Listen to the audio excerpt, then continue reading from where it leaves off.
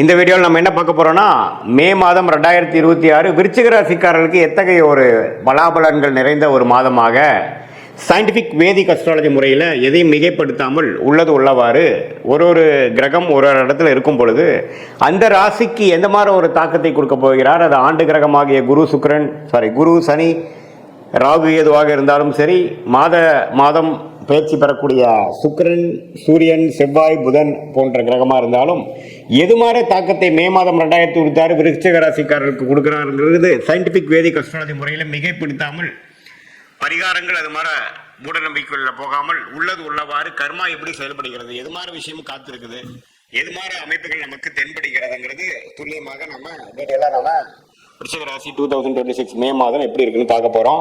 இப்ப பாருங்க, விருச்சிக ராசியோட அதிபதியாகிய செவ்வாயை 5ஆம் இடத்துல சனியோட இருந்து ஏப்ரல் மாதம் முழுக்க பிரச்சனைகளும் சில மன சஞ்சலத்தையும் கொடுத்துட்டு இருந்தார். எப்போ ஏன்னா ராசி அதிபதி எப்பவுமே பார்த்தீங்கன்னா சனியோட சேரக்கூடாது. ராசி அதிபதியாகிய செவ்வாய் ஏப்ரல் மாதம் முழுவதும் பார்த்தீங்கன்னா சனியோட சேர்ந்து மன விரக்திகளும் மன சஞ்சலங்களையும் கொடுத்து கொண்டிருந்த அமைப்பு ஏப்ரல் மாதம் இருந்தது. மே மாதம் வரும்பொழுது அந்த செவ்வாய் பார்த்தீங்கன்னா மே 2வது வாரம் 3வது வாரத்துக்கு அப்புறம் சனி இருந்து விலகி வலு பெறுகிறார், ஆட்சி பலம் பெறுகிறார். இங்க மேஷத்துல செவ்வாய் ஆட்சி பலம் பெறும் பொழுது ராசி அதிபதி ஸ்ட்ராங் ஆகுது. அதனால தினம் வரும் மைண்டு ஸ்ட்ராங்காகவும் சில கிளாரிட்டி கிடைக்கும். அது மூலமாக பிரச்சனைகளிலிருந்து மீண்டு தெளிவு பெறக்கூடிய அமைப்பு மே மாதம் செகண்ட் வீக் அப்புறம் 3rd and 4th வீக்ல நம்ம விருச்சிக ராசிக்காரர்களுக்கு எதிர்பார்க்கலாம். அதே நேரத்தில் சுக்கிரன் புதன் 6ல் மறைந்து சில பிரச்சனைகளும் சில வம்பு வழக்குகள் கடன் பிரச்சனைகள் பணம் போக்குவரத்தில் சரியில்லாத அமைப்பெல்லாம் கொடுத்துட்டு இருந்த விருச்சிக ராசிக்காரர்களுக்கு 7ஆம் இடத்துல சுக்கிரன் புதன் ராசியை பார்ப்பது அருமை. ஸோ மாணவர்கள் படிக்கிறவங்க கணக்கு வழக்கில் இருக்கிறவங்களுக்குலாம் நல்ல பெனிஃபிட்ஸ் இருக்குது. மீடியா துறையில் இருக்கிறவங்களுக்கு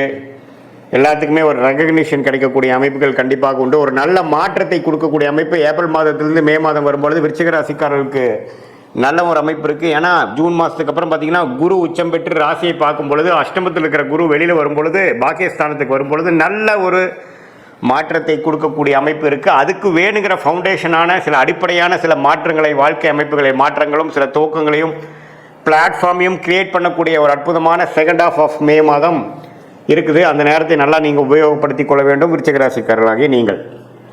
ஸோ மற்றபடி பாருங்கள், சூரியன் 6ஆம் இடத்துல இருந்து உச்சம் பெற்று ஒன்றும் பெரிய பிரயோஜனம் இல்லாமல் இருக்கிறது. இப்போ 7ஆம் இடத்துக்கு வருவது நல்லது. ஸோ இது எல்லாமே நல்ல ஒரு அமைப்பு.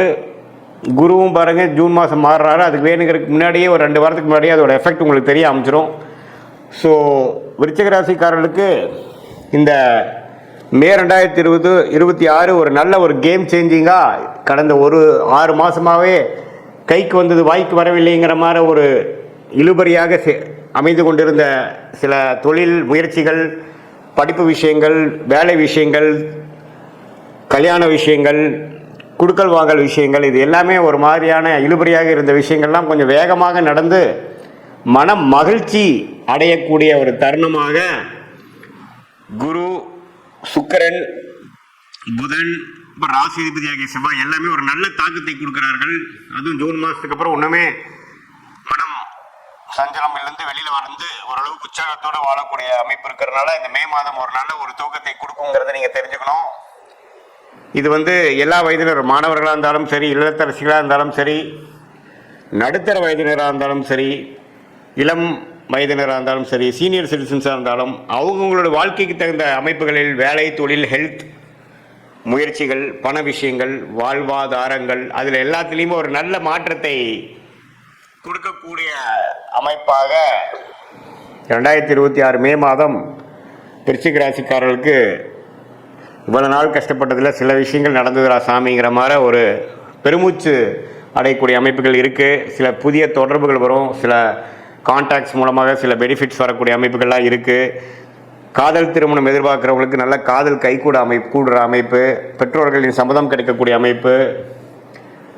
அதே சமயத்தில் பங்குதாரர்கள் தொழிலில் கொஞ்சம் டெவலப்மெண்ட்டு, அதே சமயத்தில் திருமணத்தை எதிர்பார்க்குறவங்களுக்கு திருமணம் எல்லாமே நல்லபடியாக அமையக்கூடிய அமைப்புகள் கண்டிப்பாக விருச்சிக ராசிக்காரர்களுக்கு இருக்குது. இது ஒரு பொதுவான பலனை தவிர உங்களுடைய ஜென்ம ஜாதகத்தை பிறந்த தேதி, பிறந்த நேரம், பிறந்த ஊரை வைத்து திருக்கணித பஞ்சாங்கத்தில் போட்டு அதில் மூலமாக நீங்கள் என்ன லக்னத்தில் பிறந்தீங்க, உங்கள் லக்னாதிபதி எப்படி இருக்குது, நீங்கள் எந்த நட்சத்திரத்தில் பிறந்தீங்க, கேட்டை நட்சத்திரமா, அனுஷமா, விசாகமா, இப்போ உங்களுடைய தசாபுக்திகள் என்ன போயிட்டுருக்கு, அந்த தசையெல்லாம் இந்த லக்னத்துக்கு யோகமாக இருக்கா, தசநாதன் புக்திநாதன் வந்து இப்போது ஸ்தானபலமோடு இருக்கா, அவங்க ஜாதத்தில் திக்பலமோடு இருக்கா, எந்த அமைப்பில் இருக்கார், கோச்சாரத்தில் அவர்லாம் எப்படி இருக்கார், அதெல்லாம் சேர்த்து வைத்து இப்போ நம்ம பேசுகிற பொது பலனையும் துல்லியமான பலனையும் சேர்த்து வைக்கும் பொழுது அருமையான கல்குலேட்டான ப்ரெடிக்ஷன், நமக்கு வேணுங்கிற லைஃப் கிளாரிட்டி, அடுத்து வரக்கூடிய ஷார்ட் டேர்ம் 3 months 6 months எப்படி இருக்குது, அடுத்து வரக்கூடிய 1 year எப்படி இருக்குது,